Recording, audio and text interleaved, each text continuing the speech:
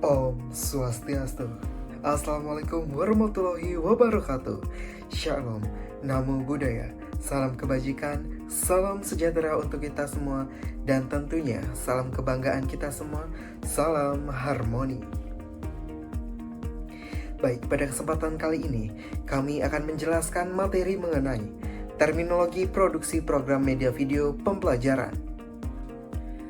Terminologi dalam produksi program media video pembelajaran sebagai komponen penting dalam teknologi pendidikan modern. Fokus pembahasan meliputi unsur visual dalam bahasa program media video, ukuran visual dalam bahasa visual, istilah gerakan kamera, unsur audio, fungsi audio, serta istilah teknis audio. Pemahaman komprehensif terhadap terminologi ini sangat penting bagi pendidik dan pengembang media pembelajaran untuk menciptakan video pembelajaran yang efektif dan berkualitas dengan pengetahuan yang memadai tentang aspek teknis produksi video pembelajaran. Diharapkan dapat menghasilkan media pembelajaran yang mampu memfasilitasi proses belajar yang optimal. Baik, selanjutnya pembahasan.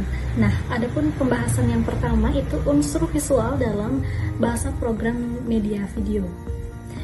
Dalam produksi program media video pembelajaran, unsur visual memegang peranan penting untuk menyampaikan pesan pembelajaran. Nah, unsur visual dalam program media video pembelajaran terdiri dari beberapa komponen yang saling terkait. Nah, yang pertama ada komposisi.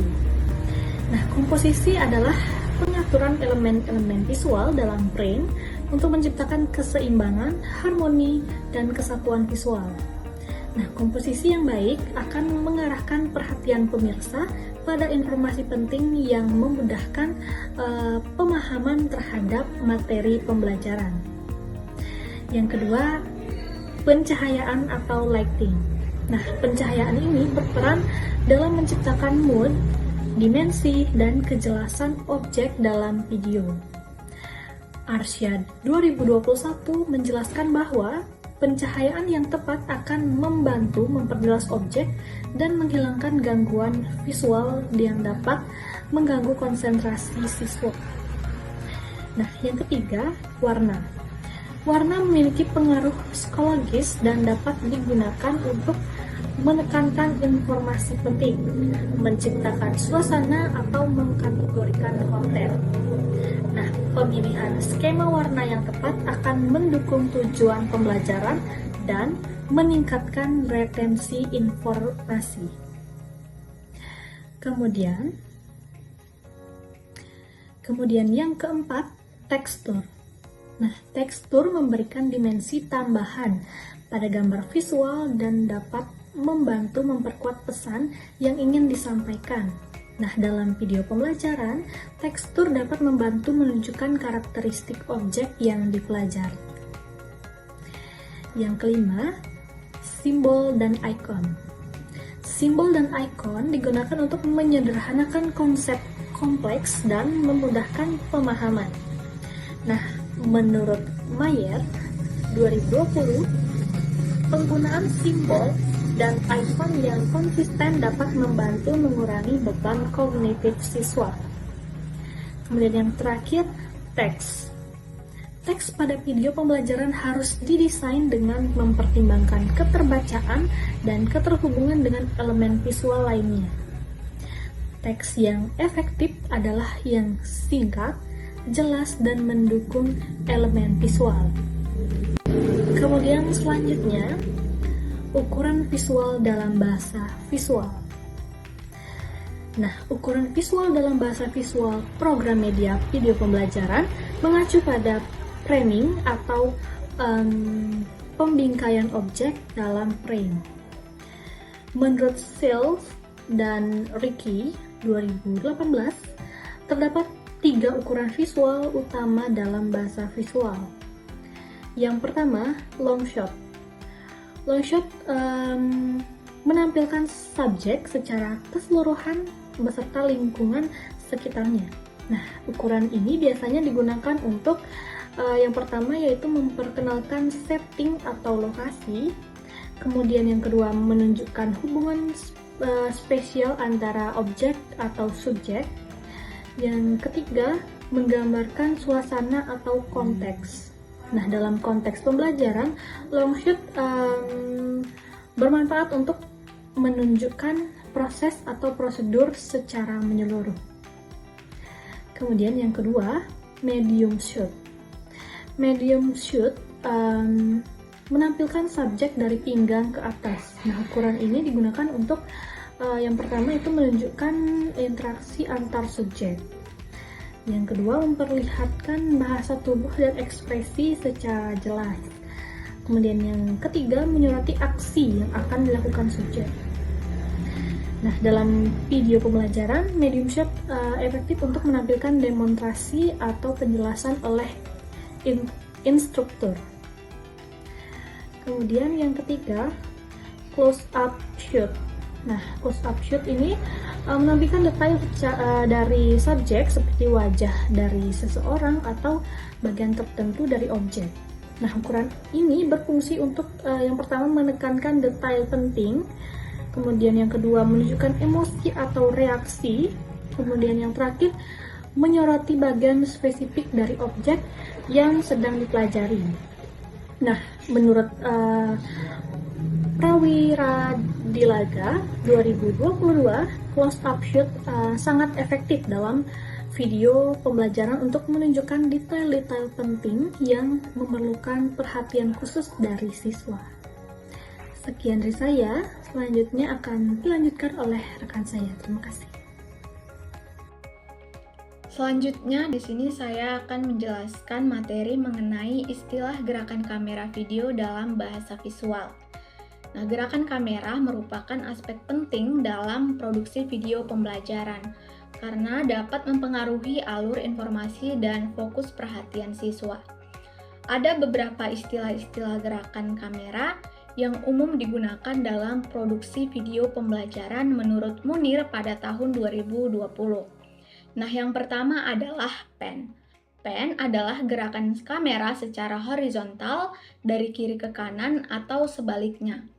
Pan digunakan untuk menunjukkan ruang lingkup atau area yang luas, misalnya pemandangan atau ruang kelas.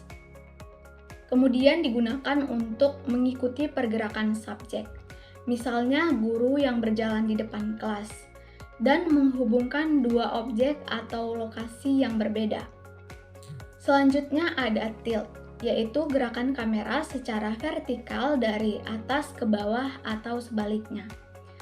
Tilt berguna untuk menunjukkan dimensi vertikal, contohnya tinggi sebuah gedung atau papan tulis dari atas ke bawah. Kemudian, tilt berguna untuk menunjukkan hubungan antara elemen yang berada di atas dan di bawah, dan menciptakan efek dramatis. Berikutnya adalah zoom in dan zoom out. Zoom in adalah gerakan lensa kamera yang mendekat ke subjek, sedangkan zoom out adalah gerakan lensa yang menjauhi subjek. Nah, fungsi zoom in adalah untuk menekankan detail atau elemen penting, sedangkan fungsi zoom out adalah untuk menunjukkan konteks yang lebih luas. Yang keempat adalah tracking atau dolly. Tracking atau dolly adalah gerakan kamera yang mengikuti subjek, bisa maju atau mundur. Nah, tracking digunakan untuk mengikuti pergerakan subjek, kemudian menciptakan dinamika visual dan menunjukkan perubahan perspektif. Yang kelima adalah Steadicam atau stabilizer. Steadicam digunakan agar kamera tetap stabil saat bergerak. Nah, hal ini penting agar video tidak goyang dan lebih nyaman ditonton. Kegunaannya yaitu untuk menciptakan pergerakan kamera yang halus, memudahkan pengambilan gambar saat bergerak, contohnya saat merekam eksperimen di laboratorium dan meningkatkan kualitas visual secara keseluruhan. Dan istilah yang terakhir yaitu crane atau jib. Crane atau jib yaitu gerakan kamera yang menggunakan alat khusus untuk bergerak ke atas, ke bawah, atau kombinasi keduanya.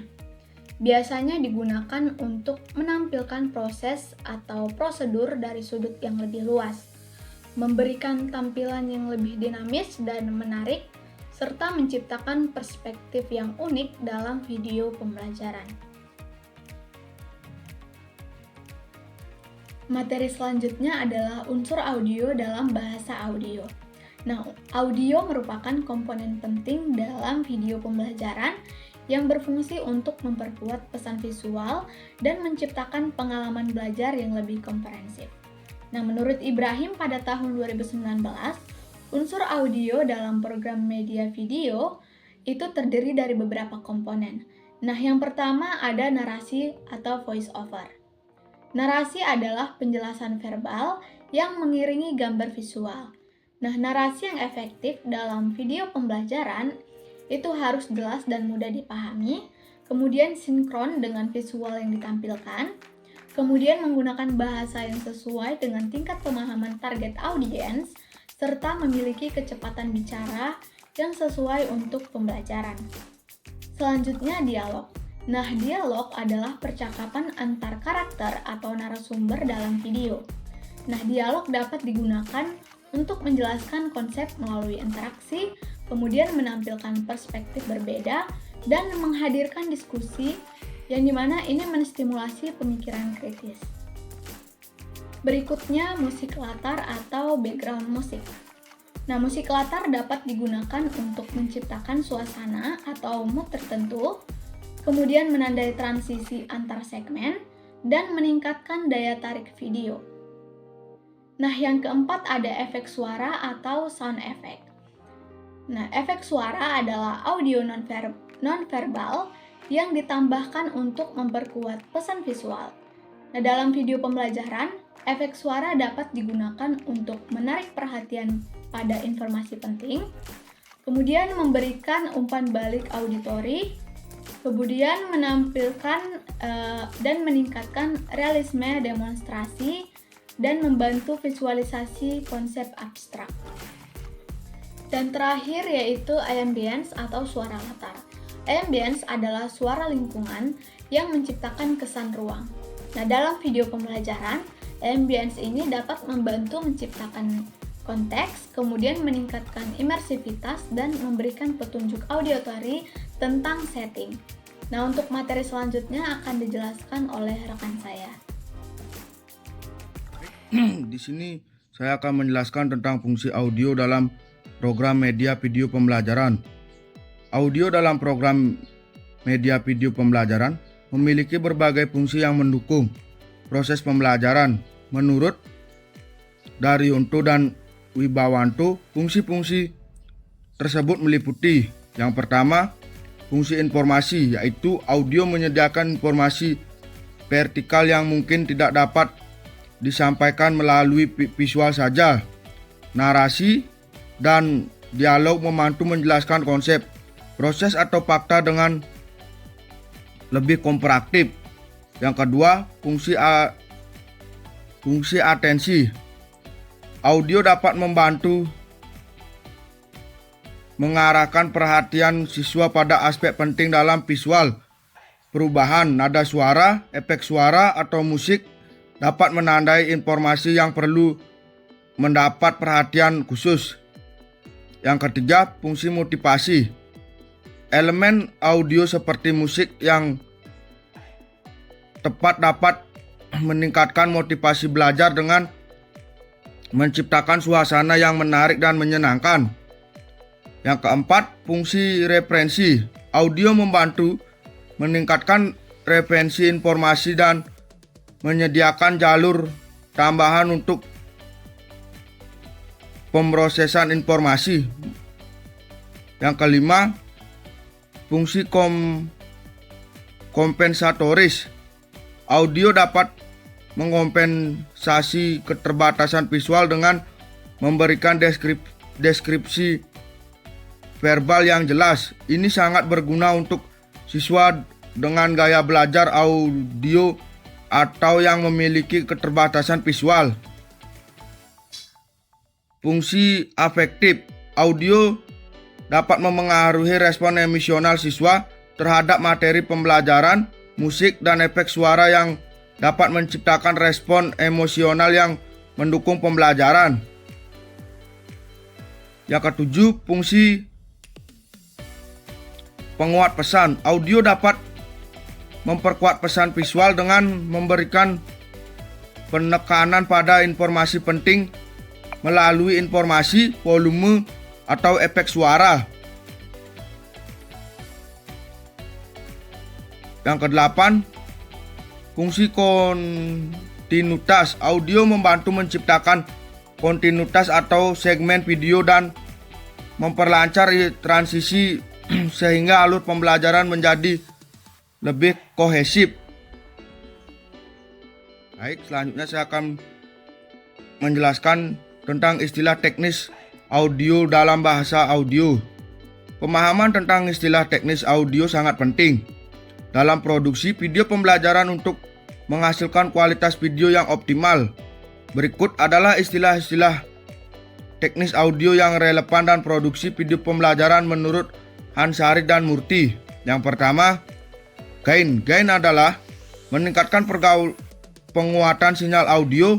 Pengaturan gain yang tepat penting untuk menghindari distorsi, menjaga kesejahteraan suara, memastikan tingkat volume yang konsisten.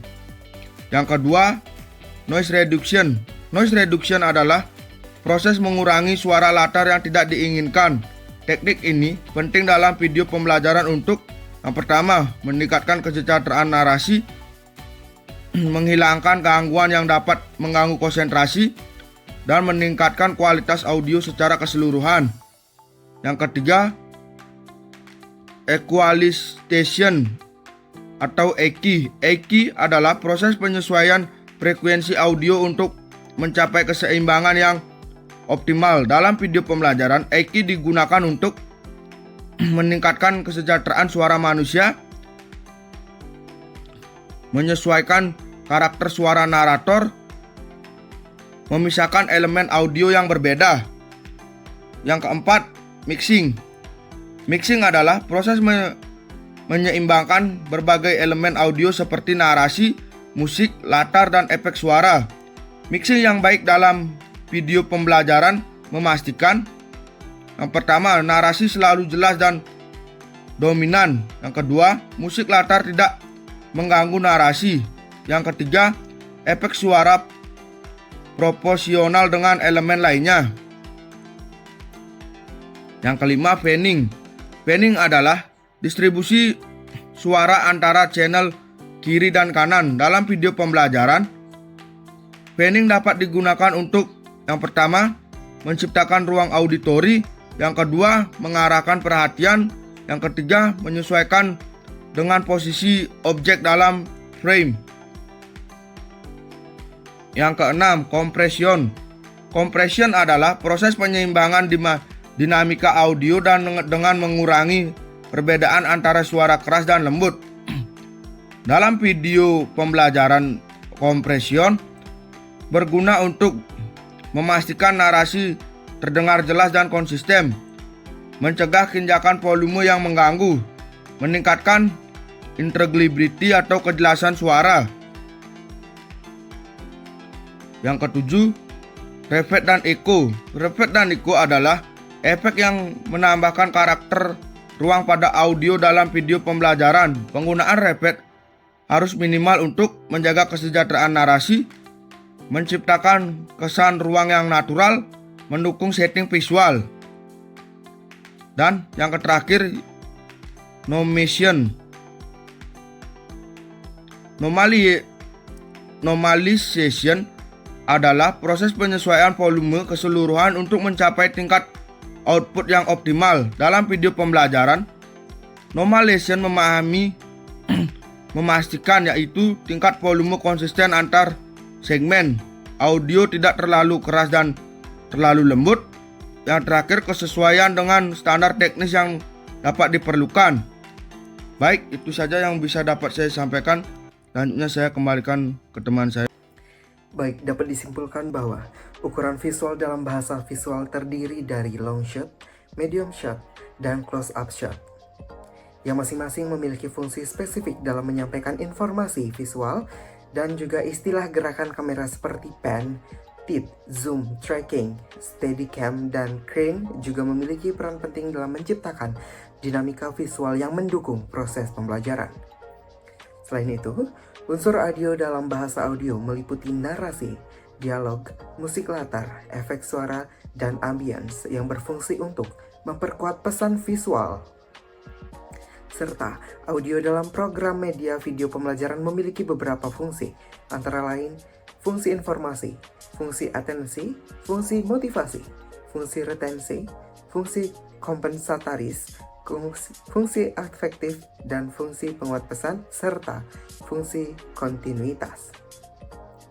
Dan yang terakhir yaitu istilah teknis audio seperti gain, noise reduction, equalization, mixing, panning compression, reverb, dan normalization perlu dipahami untuk menghasilkan kualitas audio yang optimal dalam video pembelajaran. Kualitas teknik audio memiliki pengaruh signifikan terhadap efektivitas video pembelajaran secara keseluruhan.